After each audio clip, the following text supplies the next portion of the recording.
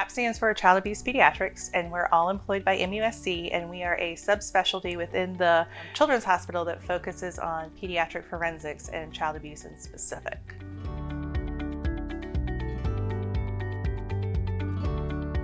We all are licensed in the state of South Carolina as medical providers. Our specific group, we do intense training for 6 to 12 months when you're hired. We have several board certified child abuse pediatricians, which there's not that many nationwide. And then we have 7 nurse practitioners who undergo rigorous training in child abuse pediatrics.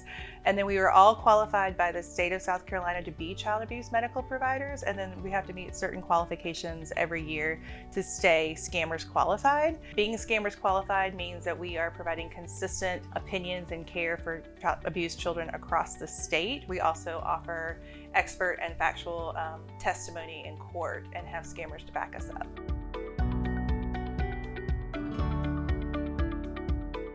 Of the 7 nurse practitioners, we actually provide medical exams in several different locations beyond D. Norton. So if you are a Charleston County worker but have a child placed in foster care in Beaufort, we're able to see them and still work under the D. Norton umbrella and staff them at MDTs. So we have telemedicine clinics being offered in the Beaufort, Colleton area out of Okatee.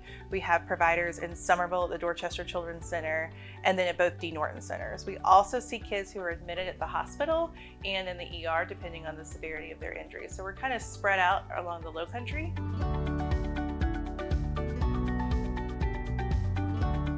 Our rule of thumb is 12 and older. So if they're 12 and older and they're disclosed abuse themselves of any kind, we want to see them. 12 and under, we really just want to see them in general and make sure that their health is well met. So for physical abuse, we like to have the cutoff. If it happened more than 6 weeks ago, it's very unlikely we're going to see acute findings, so less than 6 weeks. Domestic violence is 6 weeks as well. We want to see them within that time frame. Neglect and exposure to substance abuse, we can go up to 3 months just because we can do hair follicle testing and look for signs for prolonged poor hygiene, not meeting medical needs, things like that.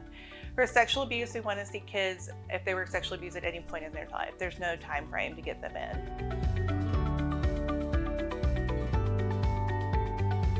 The biggest thing with physical abuse is the body heals extremely fast. So if we can't document the visible injury quickly, it's going to change within a matter of 8 to 12 hours. So we offer photos only visits. So if you have a child with an injury, it's not appropriate for other people to be looking under their clothes and under their pants at school. So we're happy to work them in the day of for a quick 10 to 15 minute where we bring them back to the medical room. A medical provider will see them, look at the skin underneath their clothing, take forensic pictures so that we have them, and then we can coordinate and get them in for a forensic interview at a medical at a later time. But we've preserved the injury so that by the time they come in and they're healed, we actually have a picture of what they look like.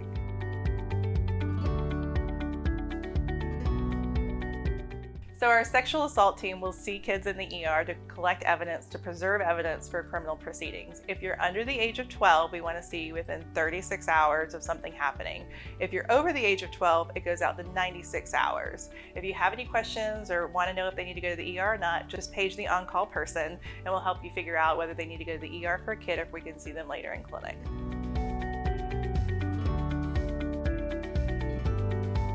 For kids 2 and younger, or children that are pre-verbal or not able to tell you if things hurt or tell you what happened, we like to see them and get eyes on them. They're not able to complete forensic interviews, but we're going to send them for imaging, x-rays, and CTs.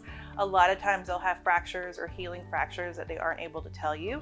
So that age group 0 to 2 are very, very vulnerable, and so we'd like to see them as quick as possible.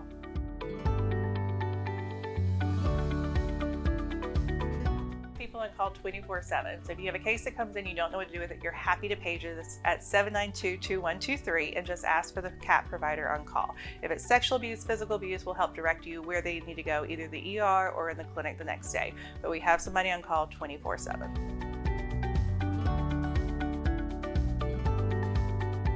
If you are DSS or law enforcement, we can send you the medical evaluation directly. If you're GAL, a lawyer, any other kind of investigative agency or mental health provider, we have to have you go through MUSC medical records and get an actual release of information. But DSS and law enforcement, we can send you those reports directly.